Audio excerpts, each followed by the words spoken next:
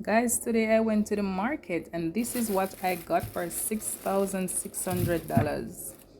Irish potato, sweet potato, dasheen, green banana, 5 pound of renta yam. I love this yam a lot, 2 plantain, pineapple, carrot, tomato, pumpkin. This nice coconut. I tell the man to burst it because a lot of time you buy the coconut and when you come home they're not good.